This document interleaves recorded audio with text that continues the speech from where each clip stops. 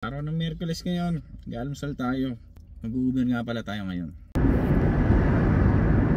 So dito ako ngayon sa Langley, no? Kapag siniswerte ka nga naman, ang lupit na nangyari sa akin. So nakaka-4 na pasahero na ako, guys. At kumita na ako ng mga 70. Kaya ito yung nangyari sa akin.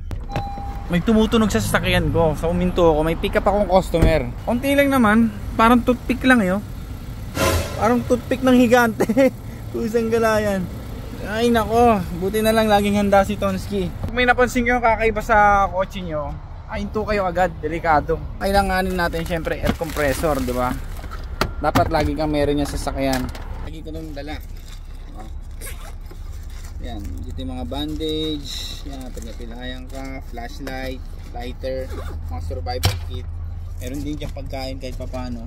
Ito yung ating pamalit, no? Buti, hindi pa to busy dito yung building na to. May mabait ditong tropa, oh. Inofferan niya ako na i-park ko daw yung car ko kapag hindi to gumana. Pero sabi ni Claudio yung pangalan ng tropa nakita natin. Kapag hindi ko daw naayos, punta daw ako doon, tutulungan niya ako. Swerte nga ako, swerte talaga, thank you Lord. Kasi dito paggawaan ng kotse. Gagawan niya daw ng paraan, libre na daw. Cancel yung pasahero ko, sayang, oh. Papunta sana ng Suri yun, eh. Talaga naman, pag inaalat ka, oh. Hindi natin masabing inaanas ka, eh, kasi dito ka pa napunta talaga sa convenient, di dun sa highway. Kung sa highway ka, nako, GG. Yung kailangan natin. Ano? Ang laki talaga. Ang laki. Nagamit ko na ito isang beses. Isang taon na nakakalipas. Ano na, susungin na, butas na. Dapat pala, inano ko muna, pinas ko muna. Mabilis lang to.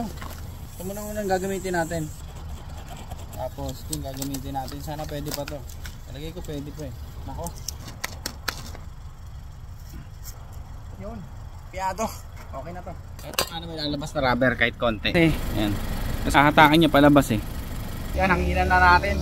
Meron pa akong isang natitira. Tagal na ito. Isang taon na. Pero sinil ko kasi para hindi matuyo. Pero wala na to. Hindi na to gagamit. Tapos na yan, bibili naman ako bago. Mura lang to. Bilis lang, wala pang 10 minutes. Pinapakinggan ko kung mayroong singaw, eh, wala naman. Tulak ng hangin yung ito, palabas din, eh. Kaya magpa-flatten siya dun sa loob. Yan, kapag ka nagdadrive kayo ng kotse, dapat meron kayo kahit paano mga ganito. Lalo na pag nagdadrive kayo ng Uber, hindi natin masabi, eh. Buti na lang wala akong sa highway. Mahirap magpalit sa highway, eh. Pero nasa gitna ka. Pero pwede mo naman siya itabi. Hanggang di nasingaw. Kasi pag tinanggal mo na itong itong lintik na to, sisingaw na. Pag may napansin ka ng ganon, itabi mo na, i-check mo na kung saan parte ng gulong. Huwag ka titigil, agad mo na hanap. 20 na, tapos papakiramdaman natin kung sumisingaw o hindi. Pag sumisingaw, ibig sabihin, masyado na itong dry. 1 year na kasi. Pwede naman natin ulitin, eh. Pwede na, makakauwi na to. Thank God lang talaga, hindi tayo sa highway na natusok nito. Laki, oh. Grabe naman, oh. Tipit mo natin gamit natin habang nag-aantay ma-inflate.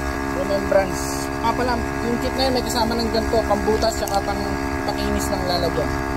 Ang pampaluwag din ng butas. Kailangan mo kasi paluwagin, hindi mo mapapasok yung gum, eh.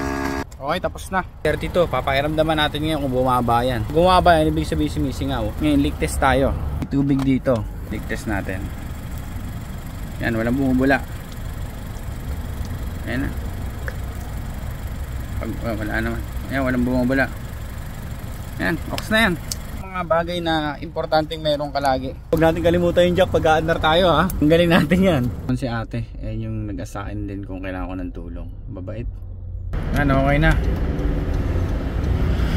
Drive na tayo.